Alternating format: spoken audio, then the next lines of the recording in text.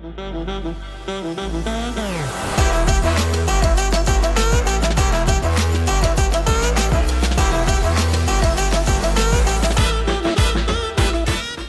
everyone, and welcome to the Tom Baker Show on PowerTube TV. It is great to be back with you once again. On this episode, we have got a man of many talents. Brad Hockaday has been a flagger. He has been a race director. He has been a scorer. And he currently does a little bit of most of those things, a lot of some others, and he also is the promoter of the Winter Showdown Series, which is a 4-day series of practice and racing at the Auburndale Speedway down in Auburndale, Florida, and that takes place during Speed Weeks, Daytona Speed Weeks every year, Florida Speed Weeks, I guess I should say, in the spring, February, I think it's the... What is it, 5th through the 8th, Brad? 5th through the 8th, yes. Yeah, okay, 5th through the 8th, 2025 is when that's coming up again. Looking forward to that. I've had a ton of fun helping Brad to kind of put this show together the last 2 years now, and we thought we would start with that and then go back and talk about his story a little bit, because Brad's done a lot of stuff in the sport, and some of it, actually much of it, is probably stuff that we really don't think a lot about as race fans, or even necessarily drivers, but he's had a lot of experience at a lot of different levels of the sport. So we'll talk about all that, but let's start right away here with talking about the Winter Showdown, because I'm curious, first of all, this is a race that you built around legends and bandoleros. I'd like to understand why you chose to do that, and talk a little bit about the genesis of putting together that first race at Auburndale. So, the reason by putting the program together behind legends and bandoleros is they are the future of our sport. They are the kids that are coming through. Yep. I've enjoyed since day one, even when I flagged go-karts and all that, I always enjoyed the kids better than the adults, because they listened better. Yeah, most of the time anyway. Most of the time. Not so much anymore sometimes, but for the most part, they do listen better. But they are the future of our sport. So if we don't work with them as they're young, they, either one, lose interest, two, just don't find it active anymore and don't want to do it for whatever reason. They found baseball or basketball or something else to be more entertaining. So if you can keep them active and entertained and, help them grow through what they are or what they become. I mean, you can look at the NASCAR field today, and I can say that I've worked with probably 90% of those kids that are in the Cup Series, probably 50% in the Xfinity, and maybe 20% in the trucks, just because it's now the new regime, and I've been a little out of it, hit, miss, back and forth, which we'll talk about. But the reason by building this event was to give the legend cars and the bandoleros somewhere to race other than Winter Nationals. The teams that couldn't do the whole week but could do a short week, so which this is what this has turned into, is a short week. It is now a Wednesday through Saturday competition. We're going to practice on Wednesday, race Wednesday night, race Thursday night, Friday night, and Saturday night. So it's 4 days of racing in 4 days. It's prior to the Winter Nationals, and this year it just happens to be at the same racetrack, so it works out where the teams don't have to move. They stay at one facility. But building this program was to work with the kids. And then when you do that, and you got to figure out how to add other stuff in too, because you can't just run legends and bandos and pray that that's all you get and hope that you get a good car count. And, something starting new doesn't always hit a home run. And Showdown is working towards a home run. We've hit some third base runs and second base runs, but we want to hit a home run. So the goal there is now, with Nationals being behind us at the same racetrack, that will drastically help our deal. But we needed other divisions as well. So, we added the TQ midgets in year 2. We added the 602 modifieds in year 2. So that continues to grow. You continue to find what classes work, what classes don't work. And as anybody knows in this industry, a class may work and a class may not. You have to shoot in the dark and sometimes try. And if it doesn't work, cross them off the schedule. And you got to give them 2 years. I think 2 years is about where you're going to be, whether you're going to see interest or not interest. Yeah. If your interest stays the same, great. If your interest grows, great. You know, we took our Kurt count from the first year's showdown to the second year's showdown and doubled it. So, which was great. And that's what you want to see. So now our goal is now to either triple it or quadruple it going into the next year. And I think realistically, we should be able to do that. You know, I have a lot of high hopes saying that we're going to times it by 5 or 6, but we'll see. The problem is we know that Winter Nationals is important on the Legend and Bandolero side. So that makes a difference too, because some guys most of the kids can't take 2 weeks out of school. However, again, kids are now more homeschooled than they are anything else. So, you know, being able to, if you're choosing to race as a kid and that's what your parent has designated you to do, that's what they want you to do, and that's what you want to do, by all means, doing the homeschooling, taking them to the racetrack, and as long as they're learning at the same time, I actually think that it's sometimes better for the kid. He gets to deal with peers of his own age, younger, older. The level of intelligence is all over the board that he gets to deal with, so he gets more interaction than dealing with somebody his same age going to school every day. So I actually think by doing homeschooling and doing this racing, your kid can actually, you know, learn more as an adult. He learns more adult things than a kid thing, which is a good thing and can be a bad thing. Yeah, I agree. Can be a for bad sure. thing too. A little of both. It's a little of both. We should point out too that for those of you not familiar with Legends car racing, the INEX Winter Nationals, the NX Winter Nationals is the big winter series that happens in Florida for the Legends and Bandoleros, and it happens that it is now going to be held at the Auburndale Speedway the week following the event that Brad owns, the Winter Showdown. And so for those who want to come down early, they can get a few extra days of racing and also get the car dialed in through the Winter Showdown for the NX Winter Nationals racing the following week. So it's really a pretty big deal for the Legends, the Bandolero cars. Right. It's a home run for the Legends and Bandoleros. Yeah. It's 9 nights of competition at the same racetrack. Wow. I don't know that there's many places that you can go run the same racetrack and get 9 competitive nights in a row. In a row. There is a practice day that separates the two events, which still, you know, if you've messed up something in the first 4 days or still haven't figured it out in 4 days, you get a 5th day to work on it a little bit more before you go racing for national points. So that's the advantage to that, and it is great to have that event follow our event. You know, we've been working that way for a couple years, and it's finally worked. And it's gonna hit a home run this year, we hope. So having the showdown on, you know, at Auburndale February 5th through the 8th is important, and it's important for many reasons. There's a lot of stuff going on for Speed Weeks. There's a lot of different activities. Not everybody wants to go to Volusia. Not everybody wants to go to New Smyrna. There are people that want to see the different sides of racing and want to click off a new racetrack, let's call it, you know. Everybody's goal is to go to a new racetrack every year or get a new one or to get that racetrack in general. You know, that was always my goal. My goal is to work at every racetrack in the United States, but I haven't done it yet, but one day. Wow, you got a lot of tracks to go, I would imagine. But I don't have you've very many also got more. a lot of tracks down. Yes. So, I mean, you know, you take a kid that wants to, you know, right now, for the Legends and Bandoleros especially, they can come. We'll practice Monday, Tuesday for open practice days. Basically, it's a track rental day, essentially is what they're getting. So that helps them. They got 2 days to literally dial it in with 8-hour practice. So you got 16 hours of practice that you get before we ever start practice on Wednesday. So you're going to get 19 hours of practice before you ever turn the first competitive lap with the Winter Showdown. So that'll help those guys dial their cars in and get ready. And that's what this event was built for. This event was built to build into something to help the Winter Nationals. That was the goal originally. You know, we did a couple different things and didn't follow the rule books, you know, exactly what the NX rule book was with tires, etc. Obviously, that this year will change. We're following the rule book to the T. It will be who's your tire.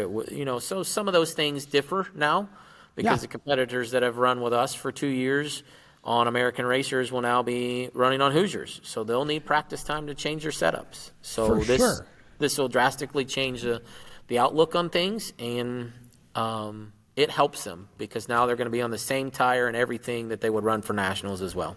Okay, so Legends Bandoleros, that was kind of the backbone of the event. You added, as you mentioned, you added TQ midgets last year, and you also added 602 modifieds. We'll get to the 602s in a minute. But the TQ midgets, now at that point, you're going from sort of a kids-focused show, although there are obviously a number of adults who run legend cars too, to now what is more of a small car focused show when you add the TQs, because again, 3/4 midgets, not a full-size car, stayed within that sort of small car concept, and also gave the TQs arguably their biggest race of the season, and a Super Bowl type event that combines all 5 of the Northeast TQ midget clubs, and sort of a combined set of rules, if you will. And you had 20 of them last year, and it turned out to be a huge hit. And now it looks like that's going to grow by 5 to 10 or so, maybe this year, inching toward 25 to 30, which is fantastic. So talk a little bit about the TQ midget portion and how well you think that worked out. So literally the TQs were a random email that was sent to me in the middle of my first show. They were like, hey, we're looking to get back to Florida. We've run at Florida before. We want to come back. Are you interested? Obviously, the first year we run the NEMA midgets. Well, we run the USAC Ford Focus midgets with the NEMA set of rules. So that's right. You did, yeah. Yeah, so we were trying midgets already. So they didn't want to come back the second year. They were going to, then they didn't. But shifting that to the TQ midgets, where they reached out. They reached out as an email and said, hey, we're interested in doing this. Are you interested in having it? We spent 3 months talking and conversating and trying to figure out how to make it work, and it worked. Those guys want a place to race. They're snowed in right now. They're literally every one of them are snowed in right now. So for them, a place to race in the sun where it's somewhat warmer. It's not guaranteed to be warmer, but it is somewhat warmer than it is at home. It was last year, and it probably will be this year. Especially the Canadian cars and the New England cars that want to come run. So that was a home run for them. Those fans that come down from the Northeast that want to see something different and see the TQs, that was an advantage for them. They could sneak away from New Smyrna or Volusia or East Bay or whatever was running at the time to slide over for a night and see the TQ midgets. 20 cars on the first year, home run, great. I'd have never thought we had 20. I'd have really thought we were going to have 15 or so. They pulled through and had 20 cars, and it was nice. I mean, it was great to have that field show up. And I realistically think we could potentially be in a B-main scenario for them next year or this year, this coming year. So it will be great to get to that point. I would love to hit that number, but we'll take what shows up, because we also understand that those are the working guys that have to work and then have to plan their vacation. The good thing is they were announced early that they were coming back, so a lot of them were able to put vacation time in. Yeah, they were just super excited to be a part of it. Jimmy Smith and everybody in that group. It was so much fun to have them, and they put on a tremendous show all 3 nights on the quarter-mile track there. It's really the perfect size, I think, and when you get 20 to 25 of them, they really put on a tremendous show. And yeah, it was really cool to see them in a different environment like that and just see how excited everybody was to be a part of it. So the TQ midgets really did themselves proud last year, and we're expecting more of them for the 2025 iteration in February. That should be a lot of fun. We're going to step aside. When we come back, we're going to talk a little bit about the other pieces to the Winter Showdown, but also we're going to talk about why it ended up at Auburndale in the first place, because that's personal to Brad. Back with more after this. Attention track and series owners. Elevate your fan experience with the TrackTune app. TrackTune works with your PA system. Fans and teams at the track can hear the announcers through their phones, ensuring everyone hears race calls, sponsor plugs, and more during race nights. It's simple to set up, affordable, and free for fans to download and enjoy. Visit tracktune.live for all the details and join Tracks nationwide on the app today. For race fans across the United States, GetInTheStands.com is the place to find racetracks where you live and where you're traveling. Just go to GetInTheStands.com and enter your location. You'll see the tracks within 100 miles of that point, either as a list or on a map. GetInTheStands.com is 100% free to use and mobile friendly. So whether you're on a computer, a tablet, or on your phone, there's no need to download an app. To find racetracks across the United States, open your web browser and head to GetInTheStands.com. GetInTheStands.com, your racetrack directory.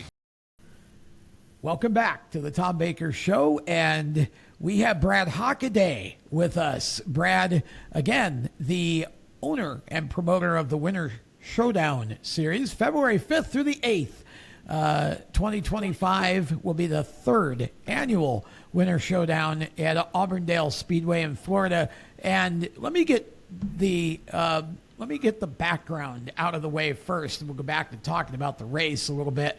But the background about how it became Auburndale Speedway that was your choice, because this wasn't really a random act. This was, this is a track that you've been familiar with for a long time. Talk about your history at Auburndale, because isn't this kind of where you first got introduced to racing to begin with? Yes. So at 2 years old, when my mom and current stepdad at the time were promoting the racetrack, I was given the task of get out of the office. I don't want you in my way. Here's a set of flags. Stand behind the flagman and do what he does. Oh, you were the kid that, okay. So there's one of those at every track. Yeah. So I started at 2 years old, and according to Mom, and I don't know what year I moved to actually out by the racetrack, but for the first few years, she said, or for the first year or two, I literally stood at the entrance gate of the racetrack, so where you walk through and they take your tickets. I literally stood next to the office door where I could see the starter, and I mocked him, and that's all I did. And wow. If I needed anything, obviously I just gave up and run into the office, or if I wanted to go play, I did that. But that's how I got started into racing, and it started at Auburndale Speedway. I spent 16 years, actually 18 years of my life at Auburndale Speedway growing up. When I graduated high school, that is when I kind of stopped going to Auburndale. I want to say that it may have been when I was 16, because I moved to New Smyrna and Orlando as flagman and race director there. But somewhere in that 16 to 18 year range that I spent at Auburndale. So, you know, that was my home racetrack. That is what I know. I lived at that racetrack when I was growing up. I had every day to go run around that place and climb in the flag stands and ride my bicycle around it and do all the stuff that kids used to do back in those days instead of play video games. Yeah, right. So, you know, that's what I did, and that's why that racetrack means so much. So it was important for me to try to give back to the community that gave to me. That was the racetrack that started it for me, and that's what made me want to be in this industry. So, you know, obviously stars had to align for me to go where I've done and do what I've done as well. So, but Auburndale was the key, and I raced at Auburndale too as a kid, and a lot of people don't realize that I raced go-karts at Auburndale as well. So I never knew you raced. Wow. Yeah, so I raced from the time I was 8 to the time I was 16 there. Wow. Which at the point, Dad gave me the choice: race or go make money in it. And he's like, "You're gotta go find a $500,000 sponsor, or you gotta go make money and go make $500,000." And I'm like, "I'm not gonna make either on either side, but I'll go figure it out." Yeah, better I make $1 than lose 1,000, right? Correct. So, you know, at 16 years old, I quit racing. Quit racing go-karts, quit racing dragsters as well, because I was drag racing as well at the same time. Because, you know, I lived for racing. You know, it was nothing for us to spend Friday, Saturday, Sunday at a racetrack. Saturday nights was Auburndale. Friday nights was the old Lakeland International Speedway, Interstate Speedway. It's been called many different names. So Lakeland Speedway.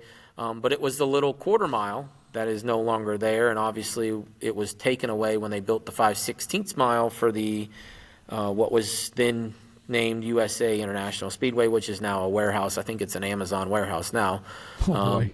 So, you know, that was our Friday nights, and then Saturday, Dad teched race cars there, and then, once Mom quit owning Arbondale, Dad was a tech man at Arbondale, so I still went to Arbondale every Saturday night, and, finally at the age of 12 or so, the owners or the promoters at the time said, hey, our flagman can't get here until late in the day on Saturday. We need you to do practice.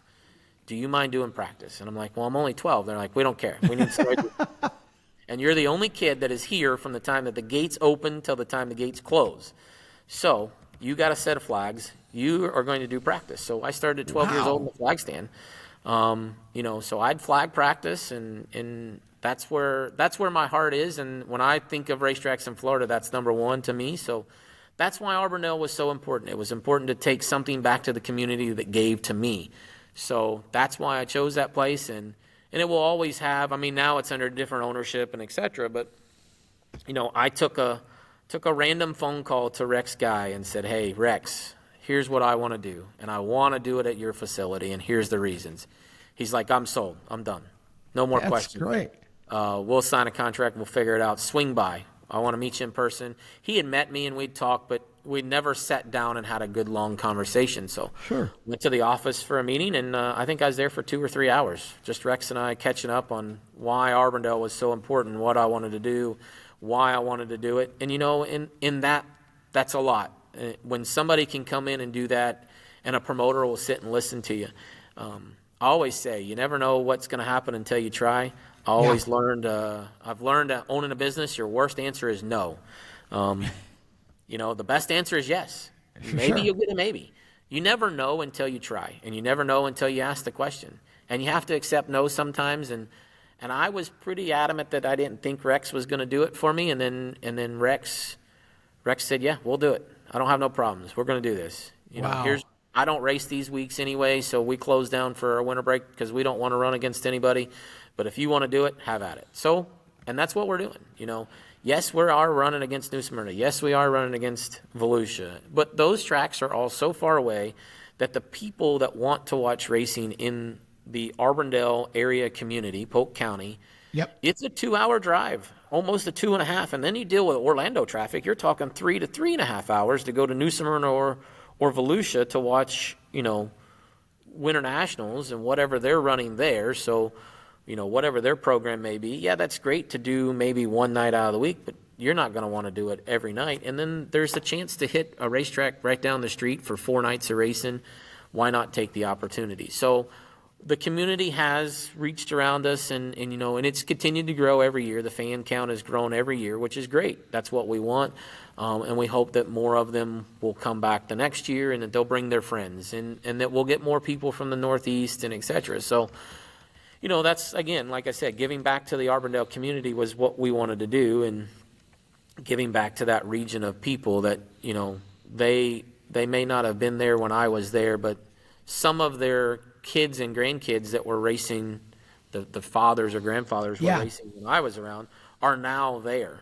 And to see that generation move through all that is pretty neat to come back to my home racetrack and go, I knew when your grandpa raced. Because sometimes that kid doesn't know all his details. He only hears it from his mom and dad or aunts and uncles or whatever it is. He doesn't hear from the outsider of how dad used to race and et cetera. So it's nice to come back there and do that and be a part of that. Well, and one of the, to me, I think the coolest things about your show, and it's probably true of a lot of the shows that happen during speed weeks around Florida, but I think your show in particular, it really is international in flavor, because you've got most of the drivers that are going to race at your show are coming from other states. You've got some from Canada that are going to race TQs. I think you got a couple. You've added another class this year called the Baby Grands. I think there's a couple Canadians there. And you've got a few guys from the UK, from the United Kingdom, that are coming to race Baby Grands that are really excited about coming across the pond and competing at Auburndale in February. So it's really kind of an international show. And in that sense, you're bringing a whole lot of people into the area for 4 or 5 days, which obviously is a boost to the economy, and giving those people a chance to experience the Auburndale area.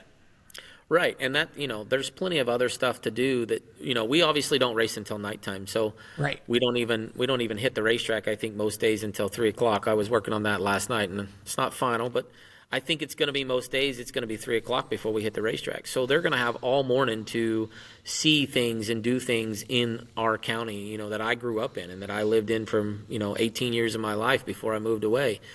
So there is stuff to do there. There is plenty of stuff to do there. So that was part of why I built this program, and that's why my program is a night program versus a day. Right. The goal was to let the people be able to do what they want to do when they come to visit. And you're right, bringing the international. I think right now we got 3 United Kingdom competitors in Baby Grands registered. I know of a United Kingdom legend car driver coming over. We're gonna have Canada as well, with the midgets, with the TQ midgets, and with legend cars and bandoleros. Sure. So, Canada will be well represented, and it'll be nice to have that international influence. Obviously, we'd love as many countries as possible to come attend, but we also understand that some of our racing is not done in other countries. So, if it doesn't have left and right-hand turns, it might not happen for some people from other countries. So that's a good point. Oval racing is not everywhere. So we get that, but we are looking forward to bringing that international flavor to town, because this will be people that the local crowd have never heard of.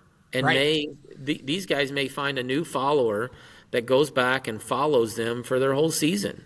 And you may make a new fan, and you may make a new friend. And then that goes a long ways by crossing all that over. It's always nice to have those international friends when you travel. Sure. I mean, you never know what day is going to take you somewhere that, hey, I can call this guy, and he knows this area because he lives here, and he'll take me out to dinner and tell me where to go. That's what this is. This event is built around having fun. We literally, that is what it's for.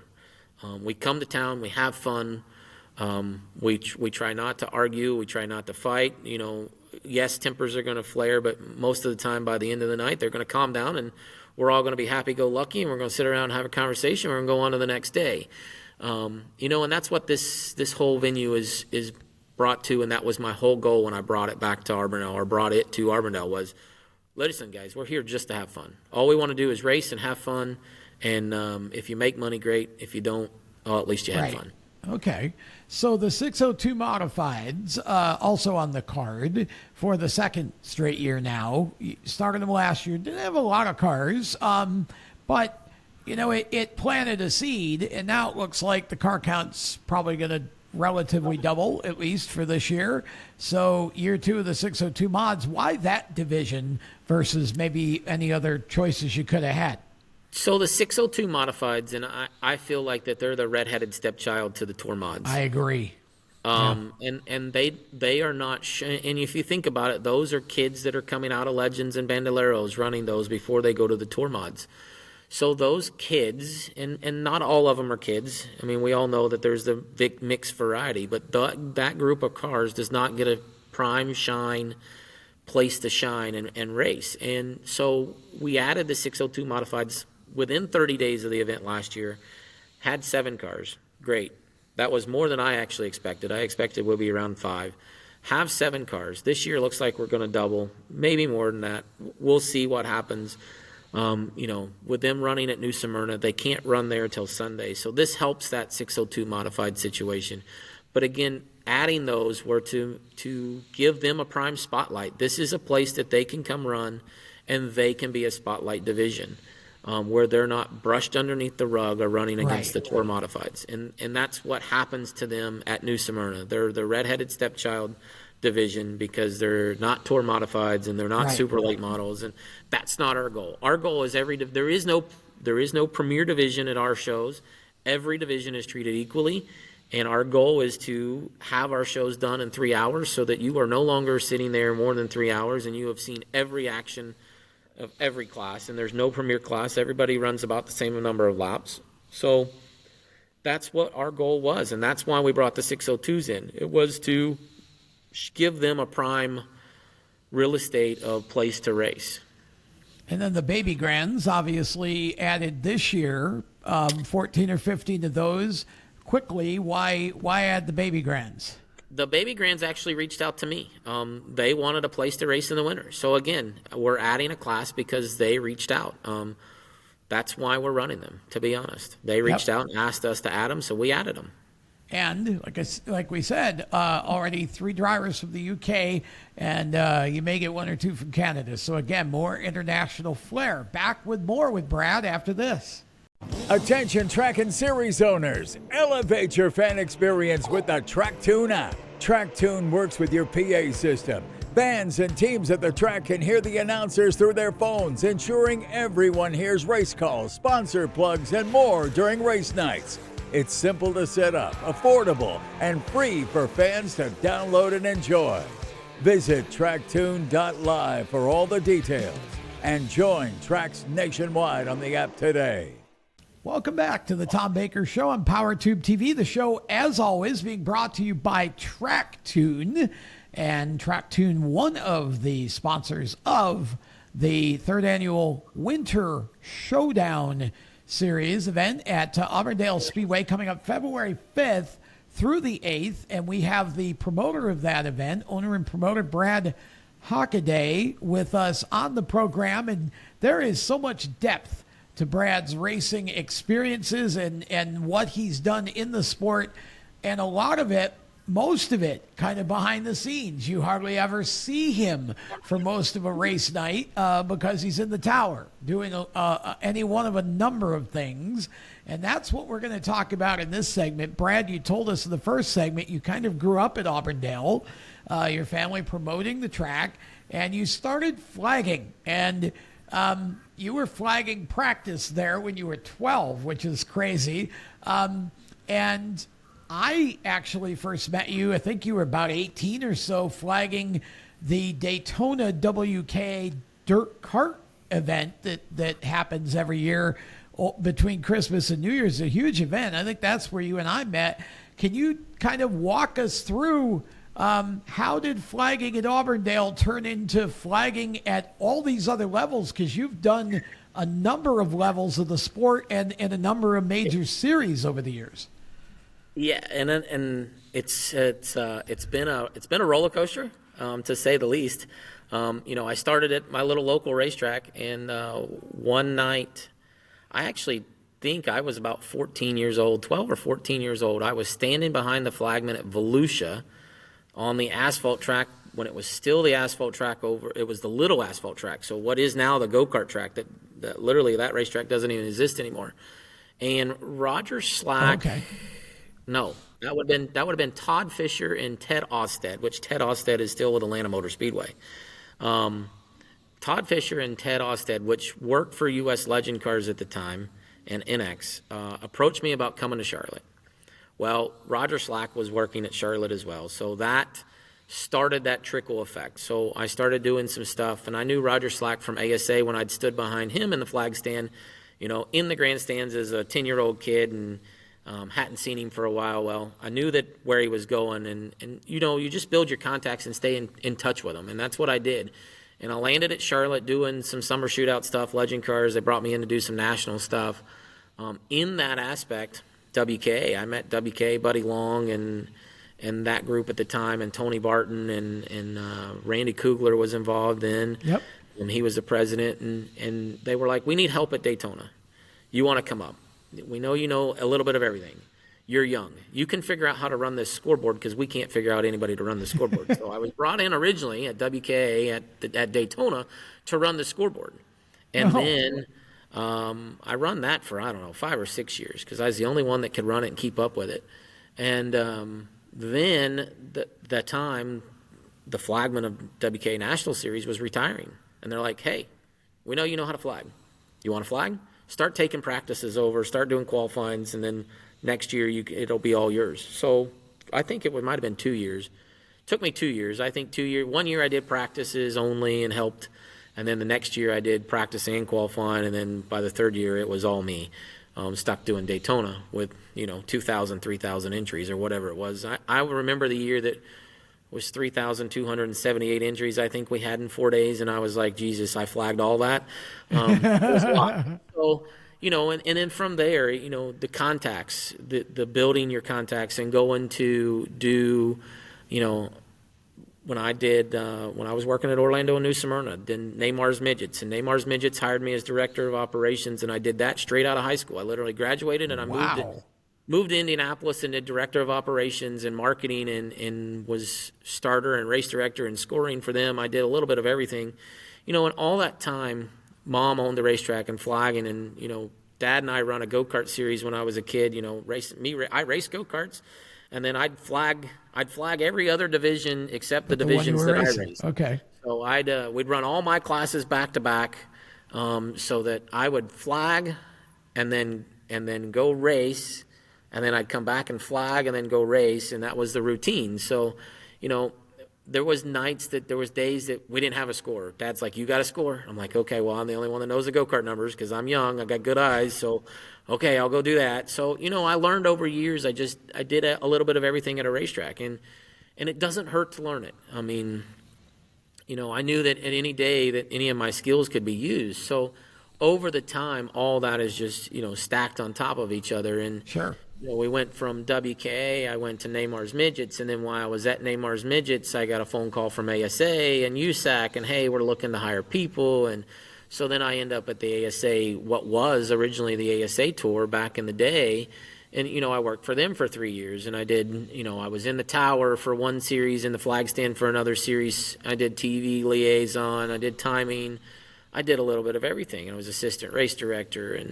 And then, I went to USAC Midgets as USAC Midgets and Sprint Cars and the Silver Crown Series at the time. I did national flagging for those 1 year.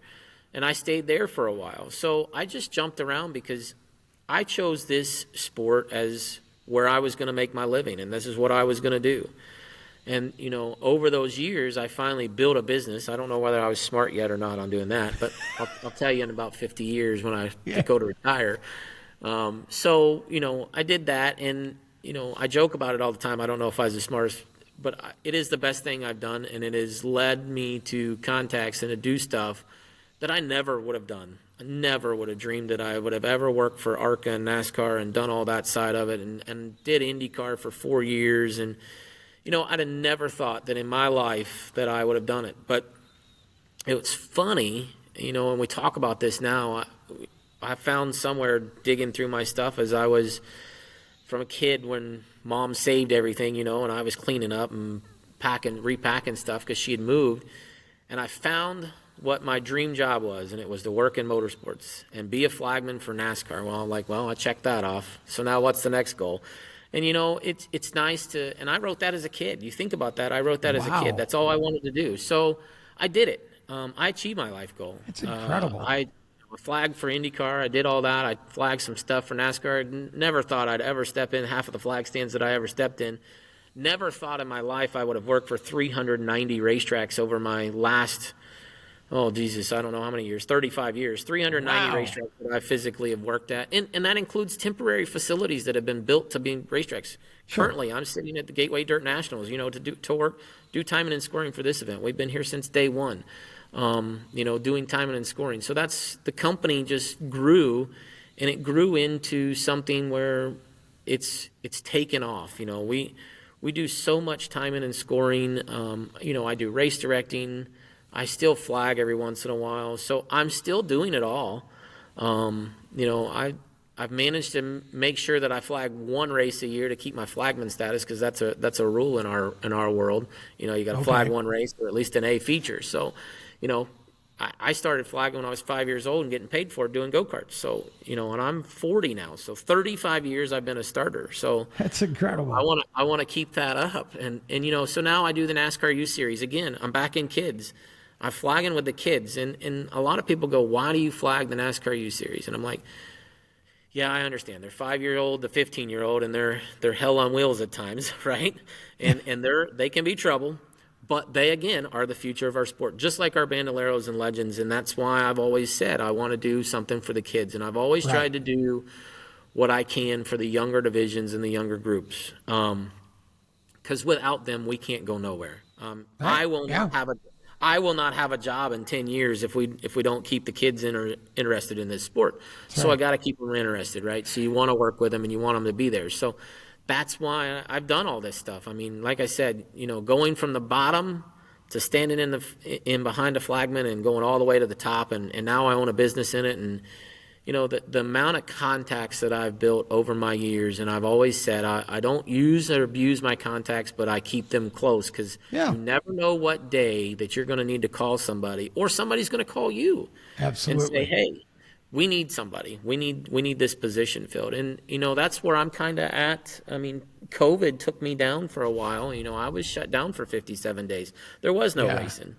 I was the first person called when a series opened or a racetrack opened. Hey, our staff doesn't feel comfortable to come run. I know we're going to have 200 race cars. Come do this for me.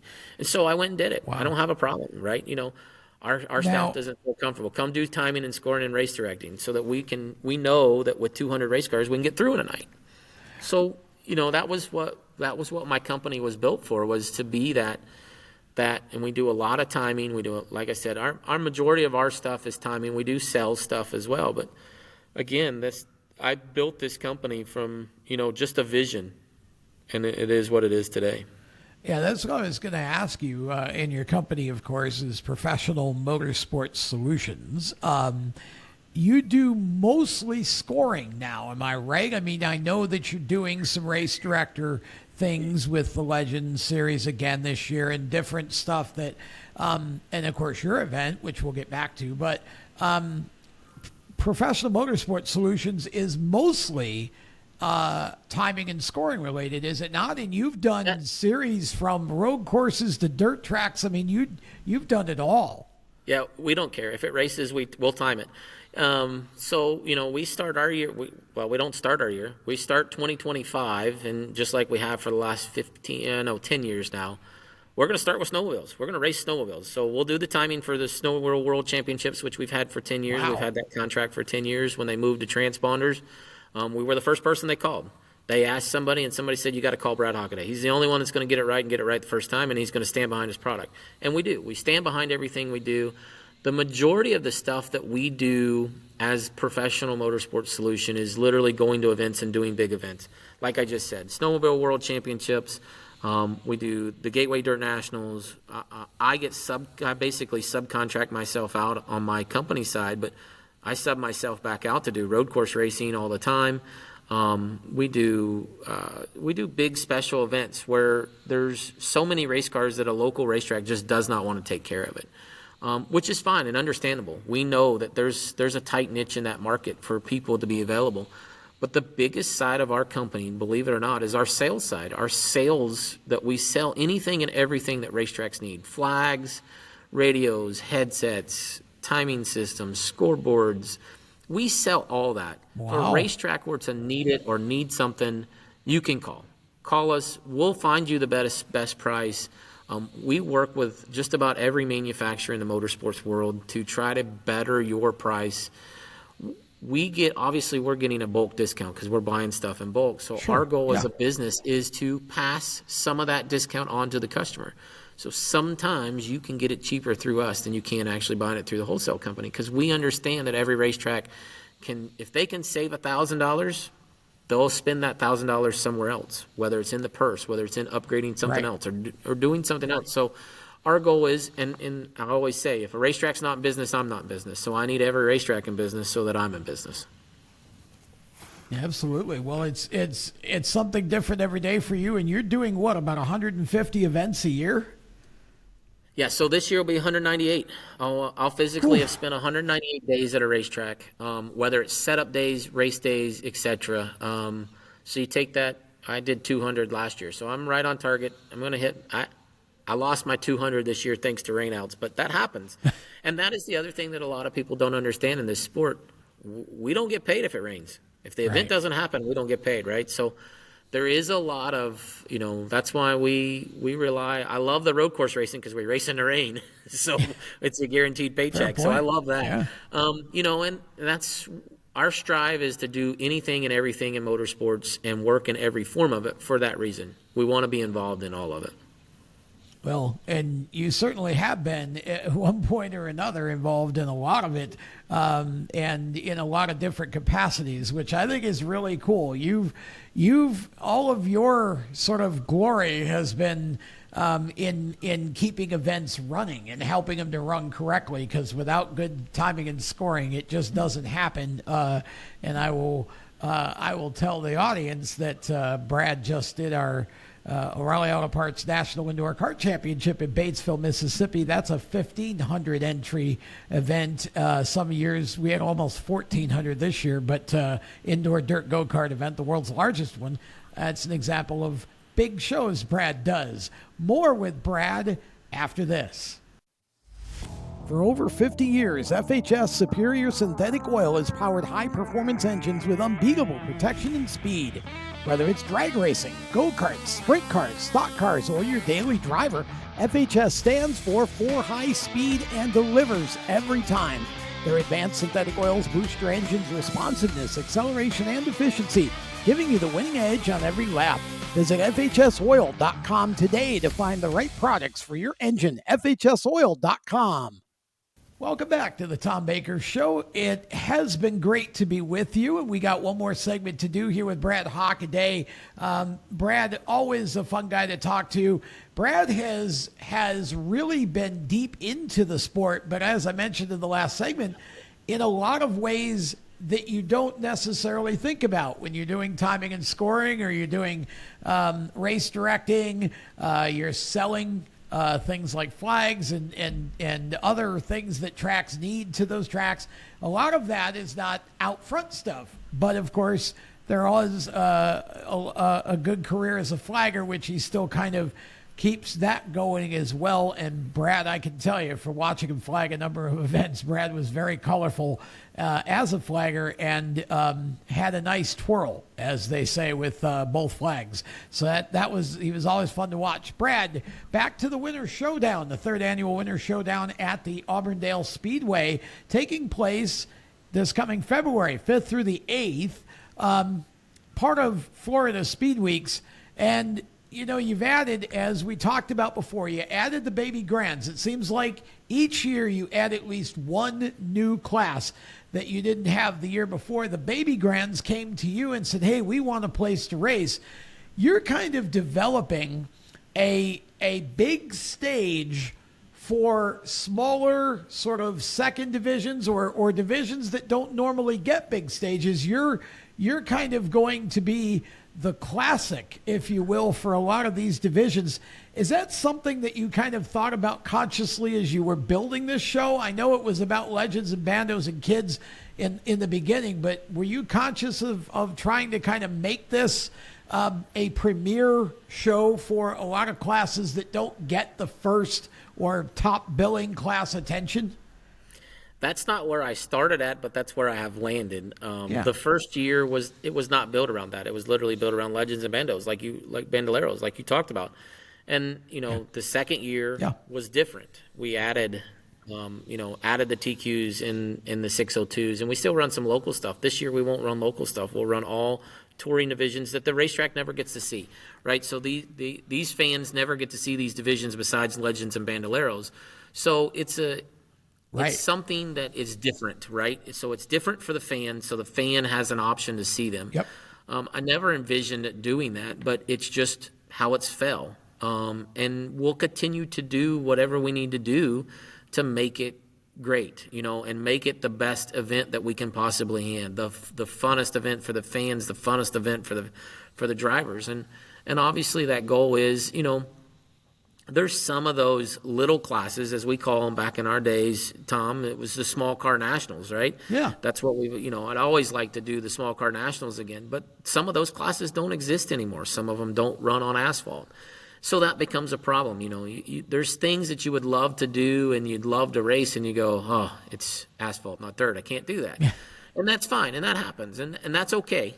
There's nothing wrong with that. And finding those right divisions are tough sometimes, because you have to look at what is thriving right now, right, what is moving, and what is moving that target. Because I think you know just as well as a lot of people do, and maybe they don't. And racing is a moving target constantly. Yeah, for sure. Having the backbone of different divisions is different every week. I mean, there are chances that, we'll say it. There's a chances we can have 180 legends and bandoleros this year, and there's a chance we could have 80, right? So it is so widespread at what we could have, but we know the potential is there. Right. We know that we could potentially end up with 60 TQs if they all showed up from every organization, right? Right. The chance of that is probably slim to none. We understand that, but we're okay shining the light on what does want to come participate and what wants to be a part of it.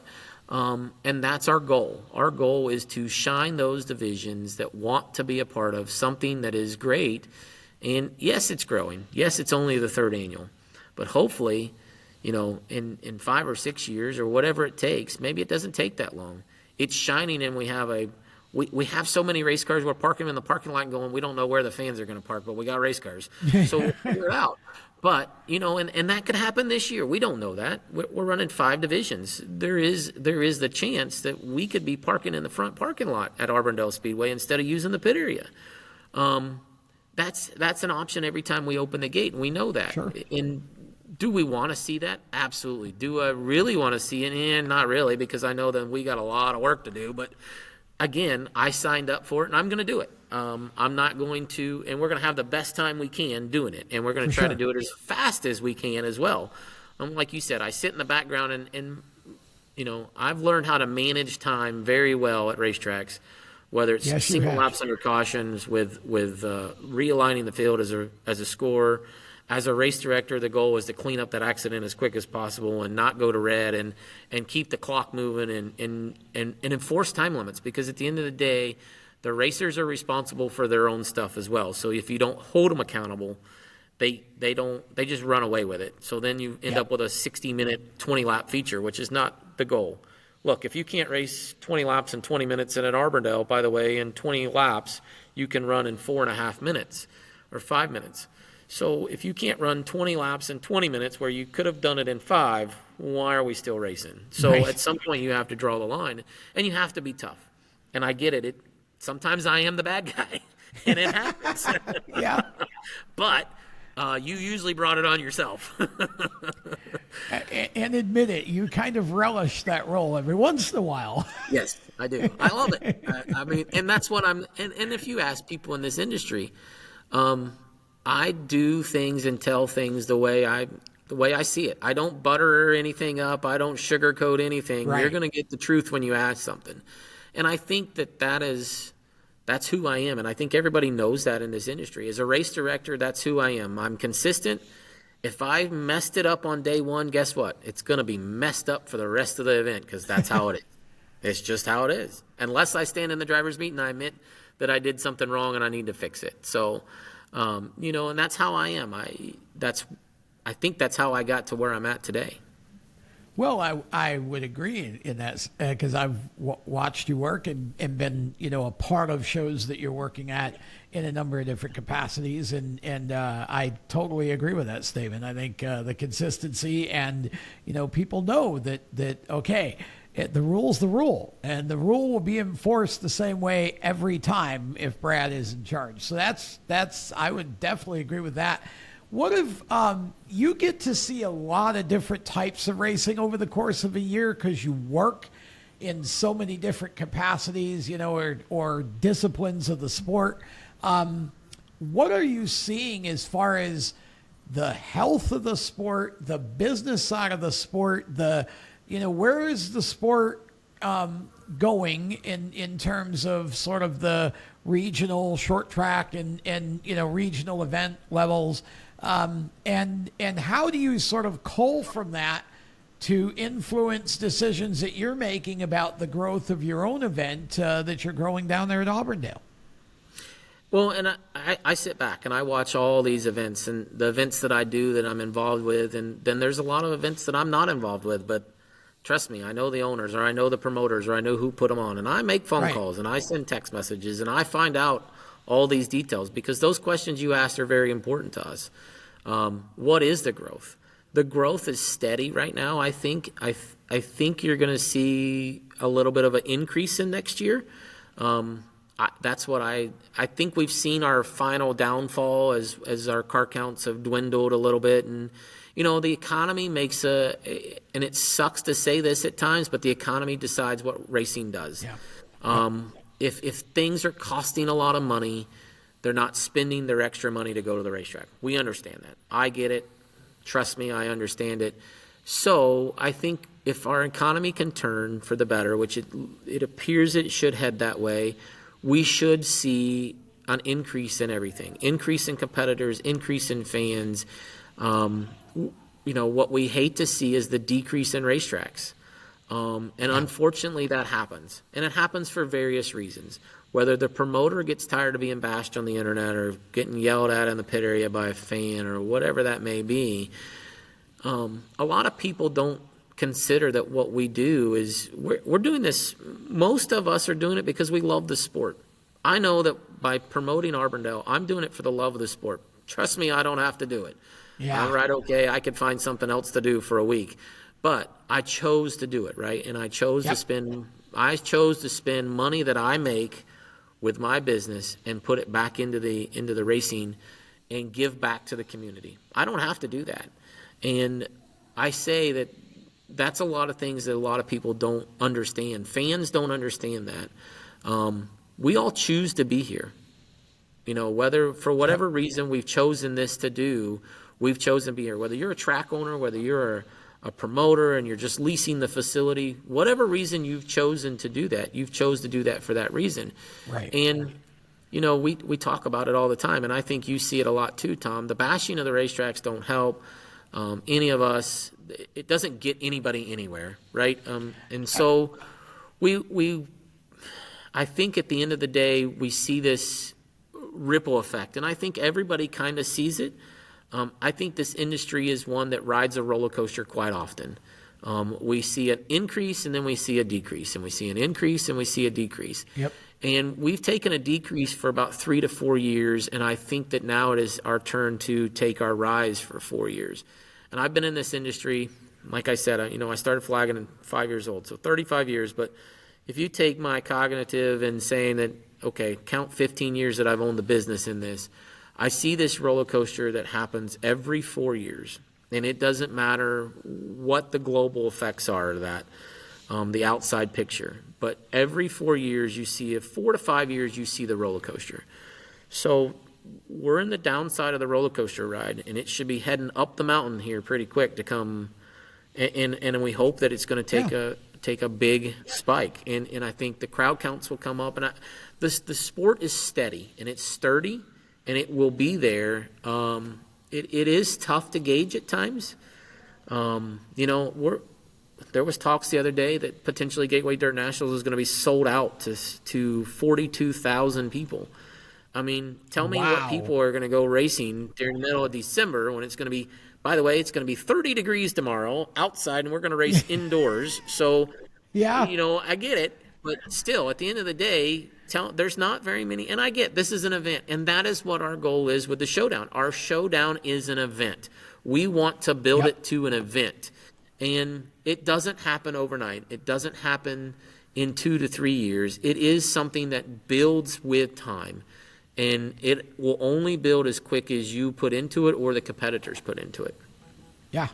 Yep, and steady growth year over year is what you're looking for, and I feel like you're going to get it this year. Okay, real quick, tell us how do we get more information about the event? Where do we go online to find all the latest and greatest and be able to be a part of it? So to be a part of it, you can go to showdownseries.com to watch it on TV. It'll all be streamed on TV, so you can go there to catch the action. If you are unable to travel to the racetrack, and they'll be setting up the events here pretty soon for that. You can follow us on Facebook at Showdown Series. Take that back. It's Series Showdown. is Facebook and Instagram, and then we have a Linktree Series Showdown, which has all of our contact information in it as well. We're currently still building the website that will hopefully be up and running here pretty quick, and once we get that up and running, we'll get that all shared out on our social media, etc. Well, Brad Hockaday, it's been a blast to have you on the show. We appreciate you taking the time. Looking forward to keeping the fans here updated on all of the progress with the Winter Showdown, and we'll have, obviously, a recap when it's all done, and we'll be a part of it as well through Steering Wheel Nation. And speaking of that, for more great content, steeringwheelnation.com, and, of course, our streaming page right here inside of the PowerTube TV's platform. And we are looking forward to a full winter of great shows with some amazing guests. And we're going to the PRI show, too, coming up. So we'll have some footage from that as well. Until next time, I'm Tom Baker. Thanks for watching.